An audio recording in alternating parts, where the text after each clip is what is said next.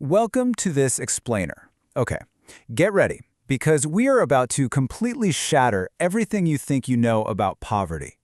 We usually treat it like a math problem, right? Not enough dollars, not enough cents. Well, we are dead wrong. We throw trillions at it. We build infrastructure. We hand out cash. And yet, the cycle continues. Why?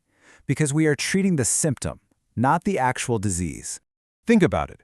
If we give a struggling entrepreneur a microloan plus top-tier business training, their business should automatically grow, right? I mean, that is what traditional economics tells us. We handed over the cash, we gave them the training, but guess what? They are still poor. Why? Well, it turns out the entire foundation of how we try to solve poverty is missing a massive, invisible variable. The return on that investment is shockingly often exactly zero. Zero growth, zero escape. The money just literally evaporates into basic survival. The loan ends up buying tonight's dinner, not that new sewing machine. Why? Because when tomorrow isn't guaranteed and you have absolutely no vision for the future, investing is impossible. It defies all common sense until you look at the psychology. Look at the data from the National Bureau of Economic Research. It reveals a really radical truth.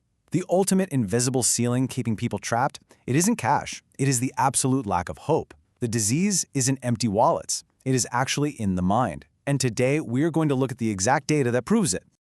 Section 1. The invisible wall above the poor. We have spent literally decades throwing money at external constraints. No money, no tools, bad infrastructure. But we completely ignored the internal constraints. No belief, no drive, no vision for the future. A total mind lock. If you just fix the money without fixing the belief, the trap stays fully locked. It's like handing a hammer to someone who doesn't believe they deserve to build a house. And economic models actually prove this. If a person's aspirations are totally flatlined, handing them a shiny new microloan generates absolutely zero extra effort. It is a literal trap. The brain sabotages the resource. It whispers, hey, this isn't for people like me. The cash is entirely useless without the belief. Aspiration is the ignition switch. Without it, the economic engine just floods. Moving on to Section 2, deconstructing the 3 elements of hope.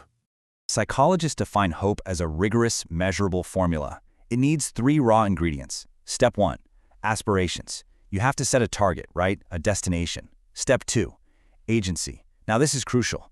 It's not just confidence. It's that deep internal locus of control. The absolute conviction that your actions directly alter your future. And step 3, pathways. You have to find the actual, literal route to get there. You need all 3 to move. Missing just one is literally like trying to drive a car with no wheels. You've got the engine, but you're just spinning in the dirt. So this creates what we call the invisible mental ceiling. It's a measurable psychological prison. When a person completely lacks hope, it fundamentally restricts them from using any available economic resources. When this mental ceiling is fully intact, the best economic tools on earth just bounce right off it. Honestly, it doesn't matter how low the interest rate is. The ceiling holds. Section 3. The hardcore experiment in Mexico. To test this, researchers isolated the variable. They looked at 601 indigenous women in Oaxaca, Mexico. All of them already had access to microfinance loans, but all of them were still trapped in poverty. So the researchers built this totally anti-common sense intervention. A 4-week program. Normally, if someone is poor, you teach them to manage money, right? Wrong. They stripped away all financial training, 0 business skills taught, no accounting, no marketing. They isolated one single psychological variable, hope. They literally only taught them how to hope. The intervention was brutally simple. First, they showed them a documentary of successful peers who had broken out of poverty, just to show them it was actually possible. Then, they gave them a cheap fridge magnet. I know, a magnet. But this magnet forced them to map out their aspirations, agency, and pathways. It gave them a physical space to write down actual goals. That was it. Plastic and a movie. Could this really alter their economic reality? Section 4. The cruel reality behind the data. So 1 month later, the data came in.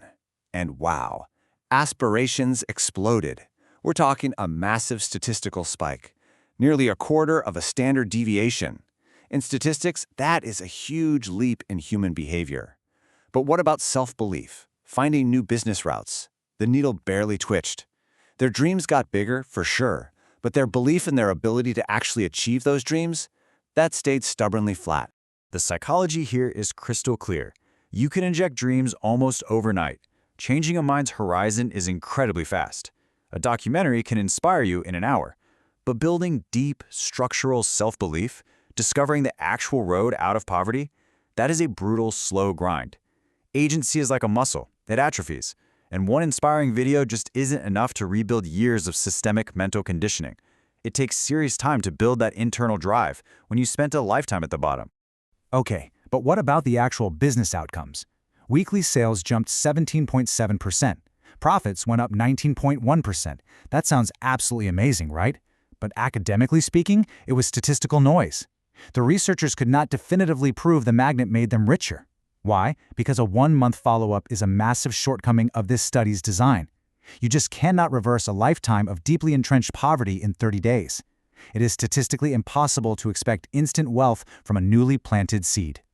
The data doesn't lie. Hope is not a 30-day magic wand. You don't just wake up wealthy because you suddenly believe you can. Reality takes time to catch up to an awakened mind. The short-term numbers were noisy because real-world structural barriers still exist out there. You need time to climb over them, even after you finally realize they are there. Section 5. Better to give hope than fish. Here is the ultimate takeaway. Changing minds is fast. Changing reality is slow.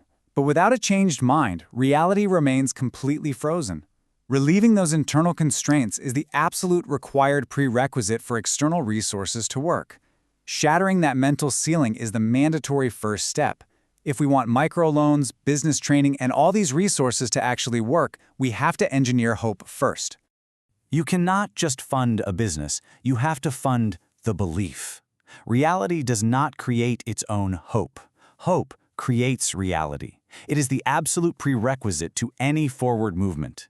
So I will leave you with this question. What is your invisible ceiling?